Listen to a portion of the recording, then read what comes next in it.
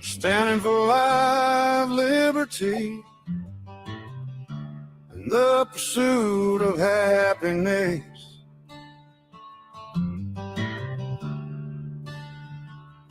Built upon the shoulders of the Constitution, rule of law, and the animating principle that we are all created equal.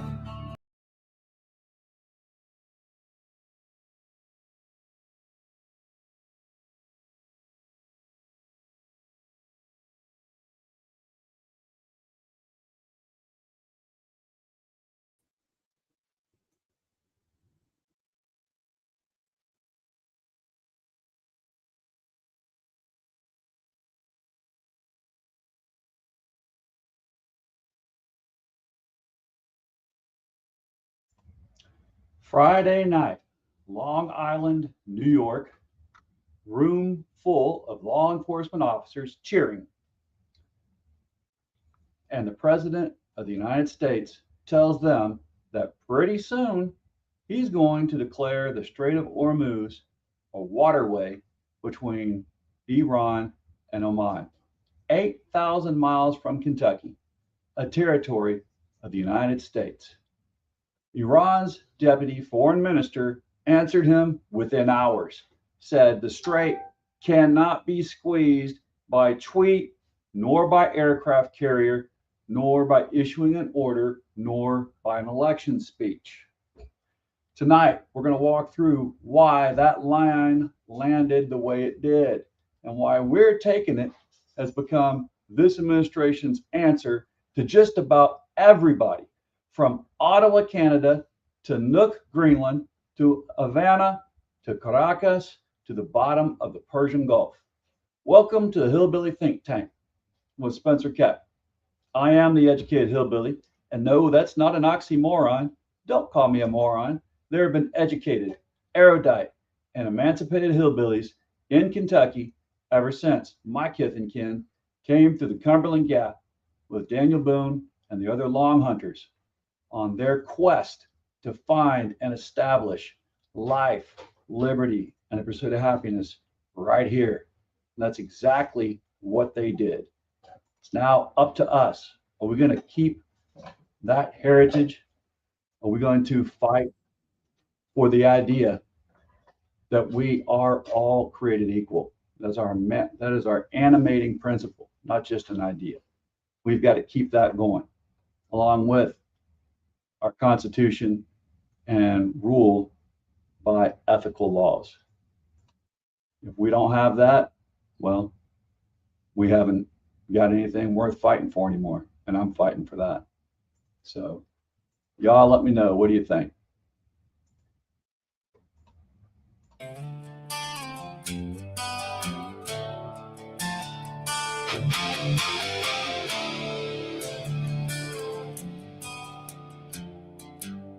Standing for life, liberty, and the pursuit of happiness, built upon the shoulders of the Constitution,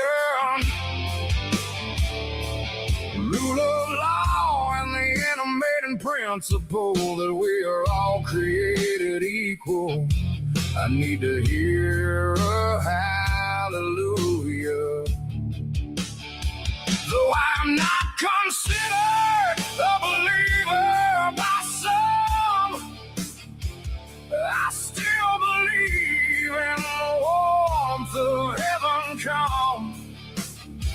I need the rapture I feel when my feet touch the green, green grass of home. Then I know I have reached the valley of kingdom come.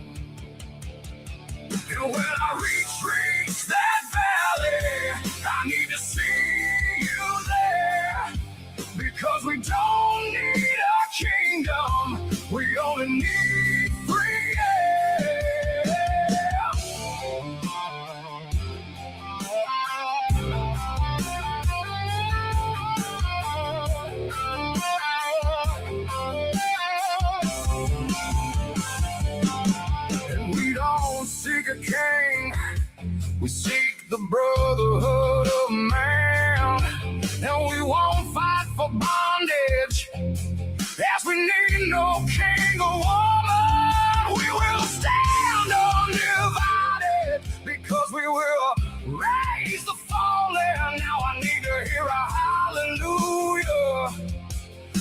tear down the wall.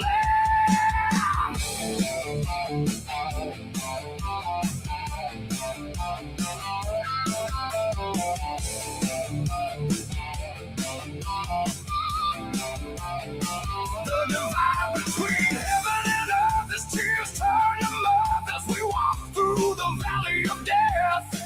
And I draw my last breath.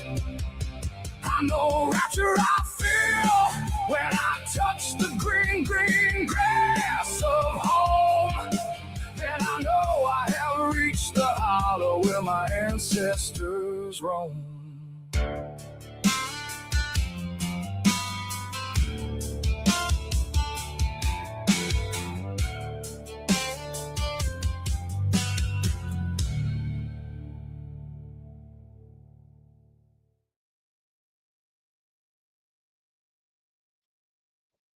So, y'all, I am Spencer Keck.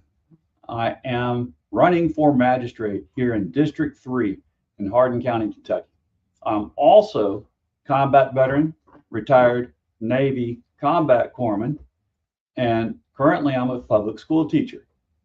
Now, in order to secure life, liberty, and the pursuit of happiness here, we've got to keep on working for it, fighting for it.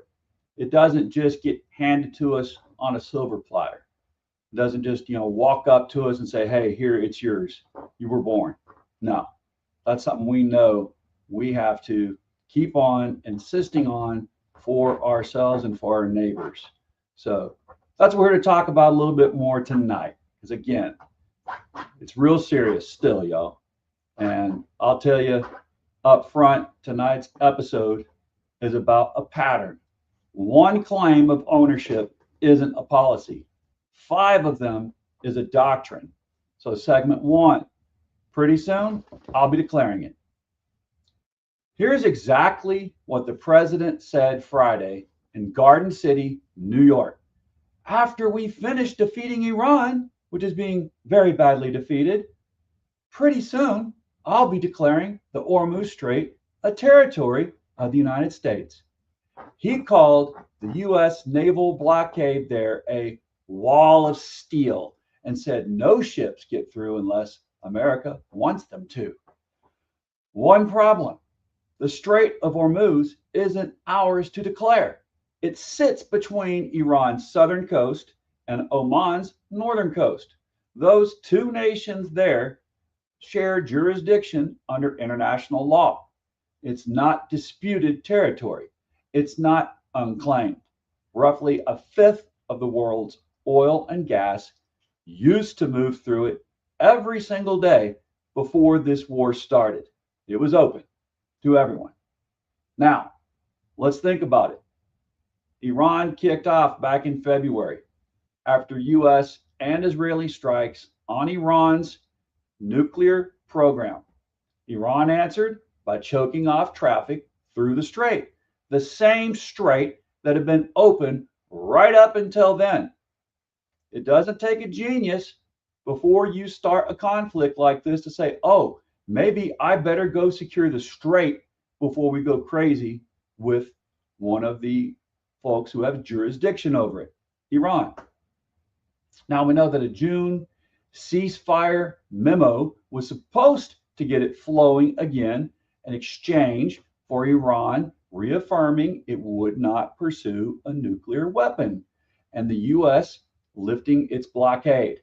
That ceasefire fell apart in July after more attacks on shipping, and we're right back to a renewed blockade, with the president now talking about keeping the strait outright and even floating a 20% toll on cargo passing through it.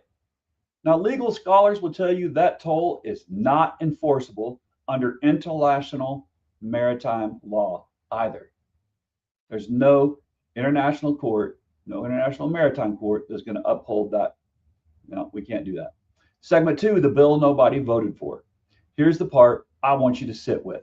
On Friday, talking about gas prices, the president told that same crowd, for you to pay a tiny little bit more for your gasoline, just remember, You're doing it so that a very evil country cannot have a nuclear weapon.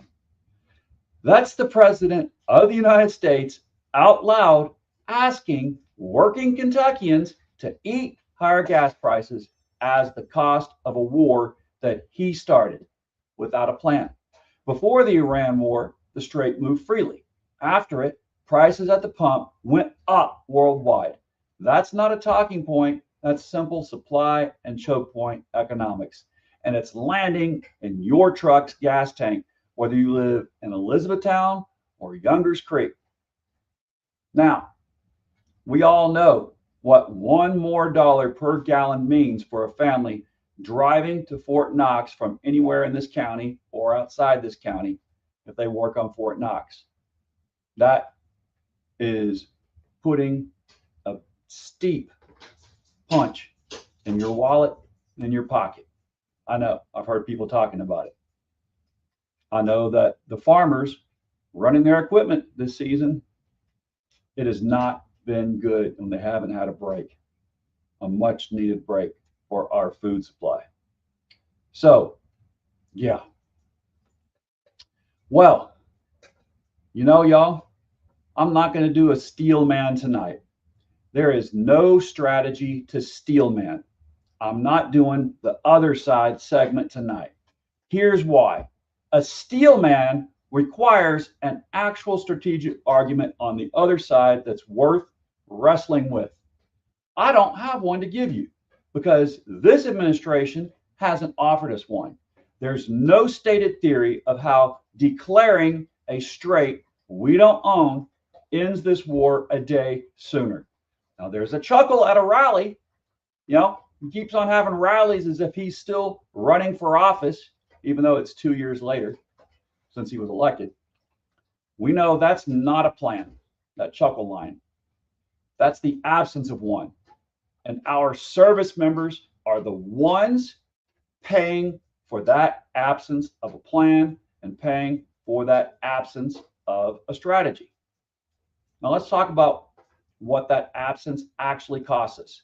We just pulled out of Afghanistan a few years back, 20 years gone, and still raw for a lot of veterans in this country, me included, because as I've shared, my brother lost his leg and hand there. And 4.5 years later, he became one of 22 a day. And my youngest brother was in the same unit with him at the exact same time. And that's affected my brother deeply. He's been on here to talk about it with me to you all, what that did to him. Now, we never left Iraq. We never left Kuwait, not even after that 100-hour ground war back in 91, which I was also part of, wrapped up in the first Gulf War. More than 3 decades of American troops standing post there since 91. And now those same long-standing installations across Kuwait, Iraq, Bahrain, Qatar, Saudi Arabia, the UAE, and Jordan have taken real damage. Radar arrays destroyed, communications knocked out, refueling aircraft hit, thousands of troops forced to disperse away from their own bases because those bases stopped being safe to occupy. That's not me talking tough on a podcast. That is satellite imagery, and it's CENTCOM's own posture getting rewritten in real time. And the munitions? Independent defense analysts at CSIS estimate we burned through roughly 2/3 of our Patriot interceptor stockpile and closer to 4/5 of our THAAD inventory since this war started. Interceptors that take years to rebuild, not weeks. U.S. officials have told multiple outlets those stockpiles are extremely low, even as administration keeps floating the idea of doing more, not less. Now, you know what I want? Yeah, I'll tell you what that means to a corpsman, combat corpsman such as myself, as I'm watching a war run without a stated objective, without a stated end state. I saw this play out before. I've seen over 20 years of what happened in Afghanistan. I've seen what happened in the Persian Gulf since I was there back in 91 for that first war. I've seen what happened afterwards. Like I said, I've seen the fact that we expected not to have to go back there right away. That was what was really promised us. And here we go with no stated objectives. And once again, this isn't just me talking. There's 3 boys from my mama that put on that uniform and served in combat. My dad served in Vietnam, 18 months in combat with the 1st Air Cavalry. He was in a war with no stated objective, without a stated end state. That was the war that wasn't a war also, right? Just a police action from mid-60s when he went into it to the mid-70s when we got out. So I've seen this game. Many of us have seen it. We've lived it. We've got to do something about it. All right. Got Tom on here before I go on any further. Tom says, side note, Brian Thompson, CEO of that insurance company, was a serial killer who used health insurance claim denial as his weapon. Tom says he's a little bit salty about Luigi taking the plea deal. All right. Segment 2.5 now. Hidden casualties, hollowed out leadership. That's what we're looking at. Here's the part that should make every family with someone in uniform furious. The Intercept has spent months documenting what one U.S. government official flatly called a casualty cover-up. Hundreds of dead and wounded service members left off the Pentagon's official casualty tracker.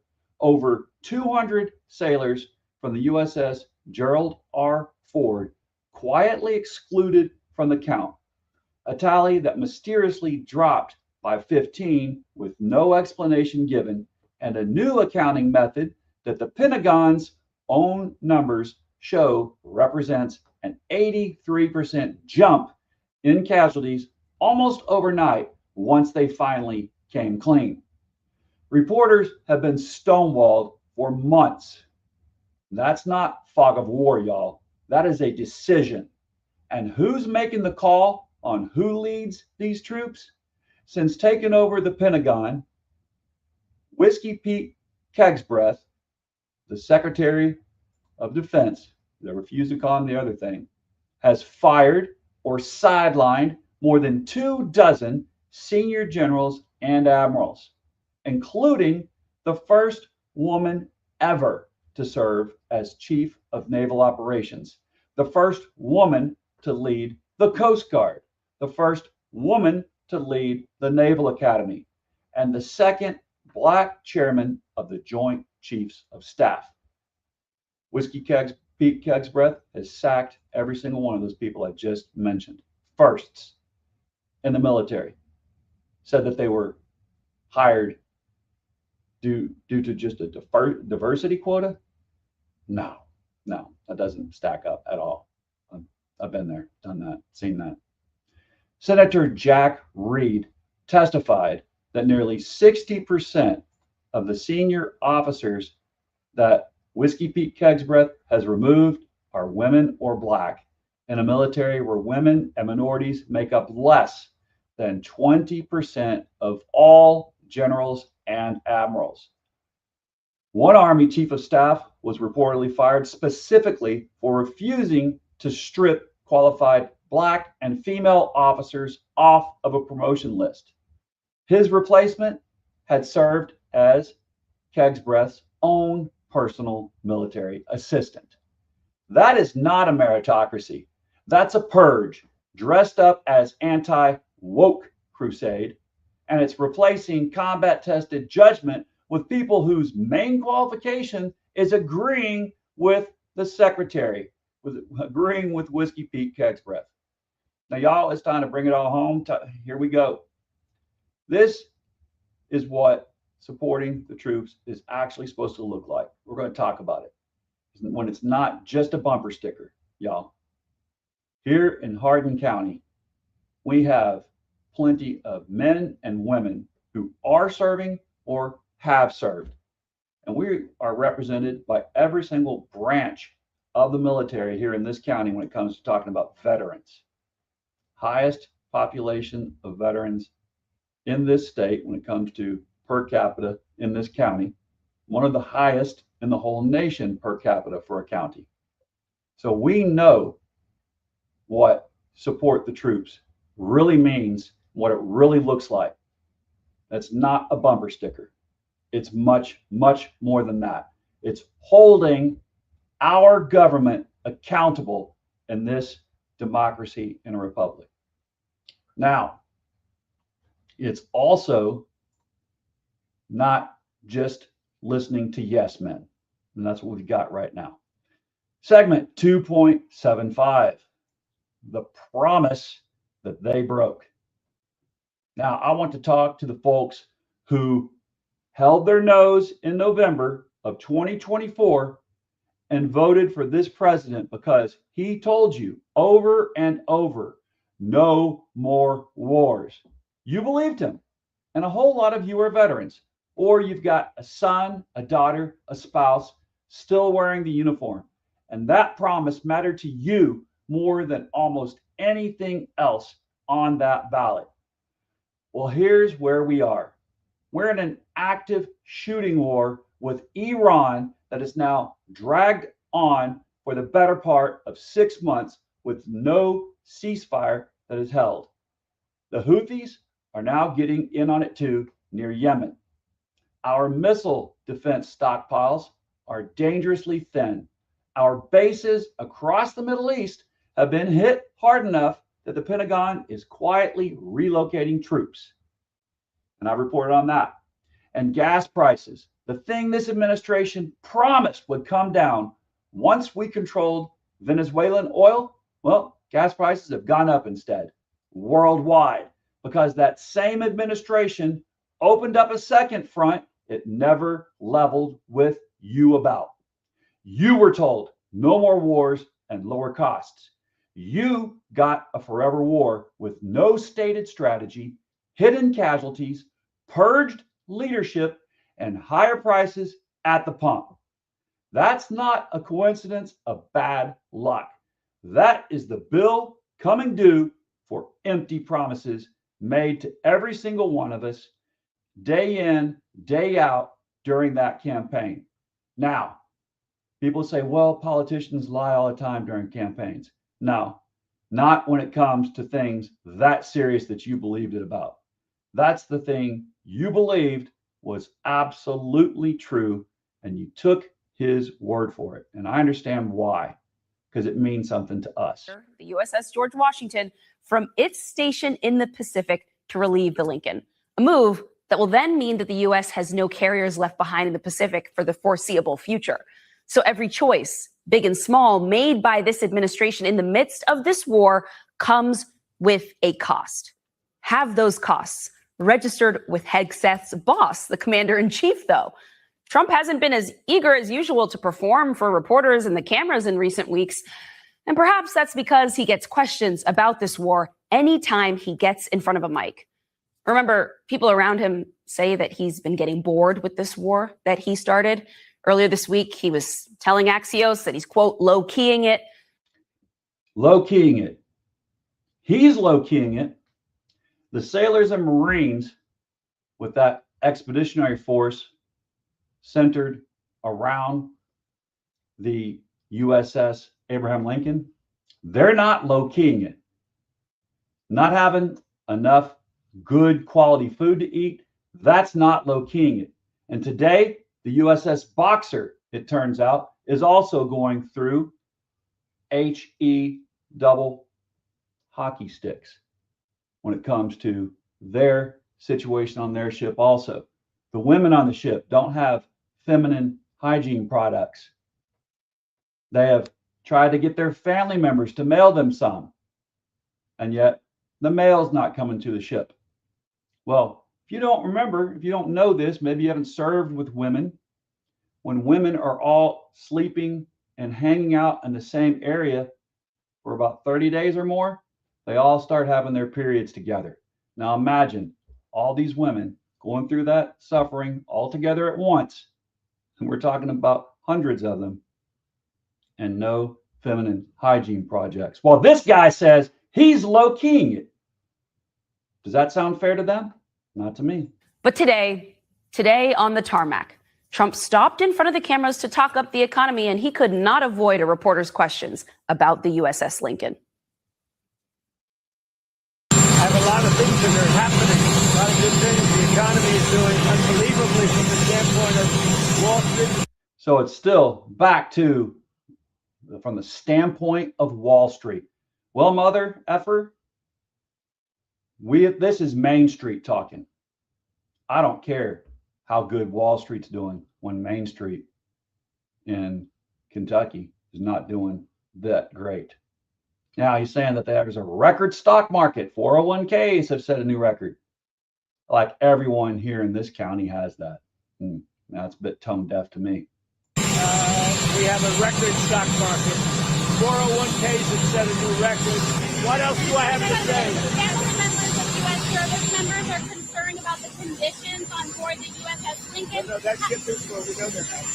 That ship is moving right now, or very shortly, and it's being replaced with another very similar ship. So going to blow off their comments, saying, what else do I have to say about the economy? It's doing great for Wall Street. What else do I have to say? Well, they're demanding. Here's what else he needs to say. Employment's gone on too long. Are you worried about the mental health concerns? Not nearly long enough. Thank you, everybody. Not nearly long enough. Not nearly long enough, says the president. Hegseth, indicating a military blockade of Iranian ports could go on indefinitely. The thing is, ships require maintenance. Munitions get depleted and destroyed. Sailors, human beings, need to go home. Absolutely need to go home. Need to rotate in and out. But nope. They were told in the beginning this was only going to be a 2-week deployment off their course of their normal deployment. This is going to be a 2-week little thing. We go in there, bomb Iran a little bit, and then it'd be over. They'd be quickly defeated and get out. Instead, 7 months later, here we are. So this is what we get. Is this what we voted for? We voted for no new wars, no forever wars. I doubt it. So the bill it's coming due for empty promises. And we've had a lot of empty promises, and that's one of the biggest bills to me, and I'm going to stick on it. So segment 3, this isn't a one-off, because here's the thing. Hormuz isn't standing alone. Look at the last 8 months. Canada has been told repeatedly that it should just become the 51st state. Greenland has faced pressure to hand over its sovereignty to the United States.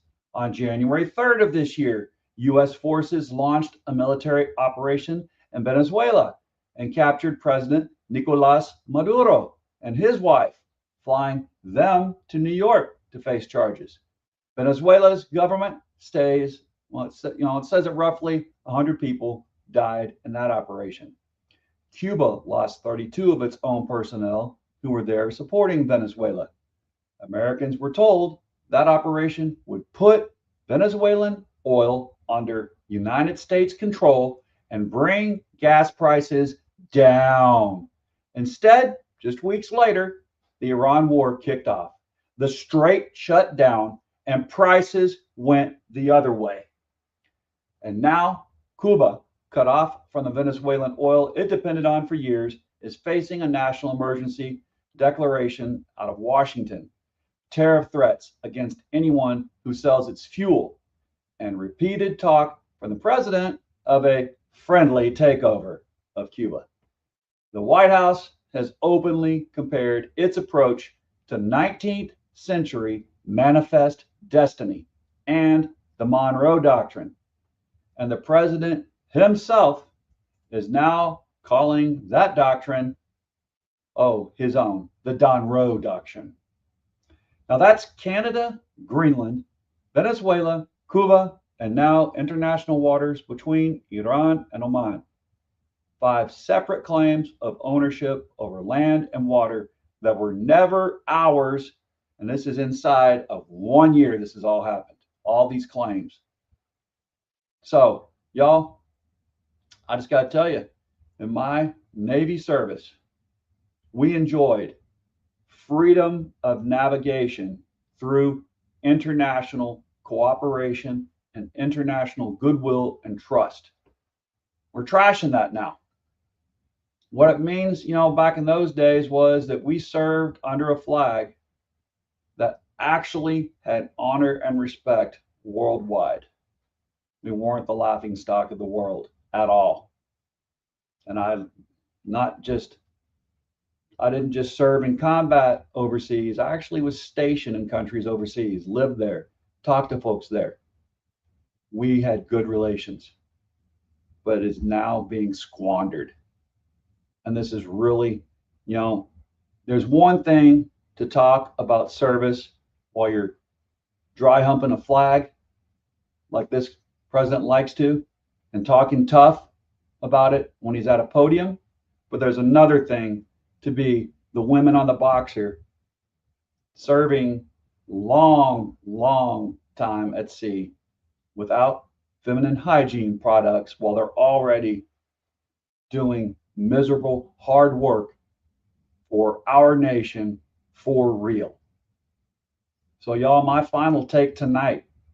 I served this country for 24 years in the U.S. Navy with Marine Corps combat teams as their doc and with Navy teams as a doc.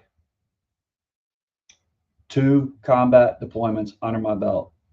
I know what it costs to put a wall of steel somewhere because I helped build parts of it. And even though now I've said I got 2 combat ribbons under my belt, but I have many other deployments that were also hostile zones, others not so hostile, but time away from my family. I know what that costs, no matter whether you're in combat or not.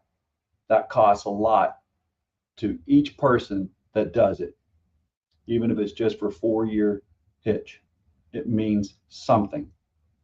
But that cost, again, it isn't paid for in press conferences. It's paid by the sailors and Marines standing that watch. And it's paid by the families back home, covering the grocery bill with whatever is left after the gas tank. Think about that. All these folks doing their best on the USS Abraham Lincoln and on the USS Boxer. You didn't know the USS Boxer is a Marine Corps transport vessel. Those sailors on that ship are the ones who transport a whole lot of Marines from the United States to any place in the world that we think they might be needed, or the president can call on them at any time. So, declaring a Strait ours, that does not make the war in Iran end sooner. Iran's own officials have already said flatly it will remain Iranian. If anything, staking a claim to it and saying that the Hormuz is ours, well, that just gave Tehran, their capital in Iran, one more reason to dig in rather than to negotiate, to put their heels down deep, which means more time, more money, and more risk for the people that are actually standing that line. And now the Houthis are getting involved near Yemen too, which means the squeeze on shipping and on your gas prices isn't isolated to one choke point anymore. That's another choke point just across from Oman and Yemen. You're right there at Yemen. So we're basically putting choke points on all oil flowing out of the Middle East now, due to this administration having no strategy and no plan for these outcomes that anyone could see. if you just asked even the average sailor, Marine, airman, or soldier. This is what America First has turned into. America everywhere, claiming everything and asking regular families to pay for it at the pump, at the grocery store, at the farm when it's time to plow the fields and you can't fill up the gas tanks on the tractors. You can't fill up the diesel. You can't buy the fertilizer because it is in that choke point in the Middle East also. So in closing, so here's my ask. Going into November, send people to Frankfurt and to Washington who understand the difference between strength and swagger. Strength, it protects Kentucky families' wallets. Swagger, well, that just runs up the tab, y'all, and hands regular folks the bill. Because the folks on Wall Street, they're not paying that bill. They're reaping the rewards of the bill that we're paying. From the haulers to the highways, you know, Kentucky, it doesn't have to agree on everything to look out for each other.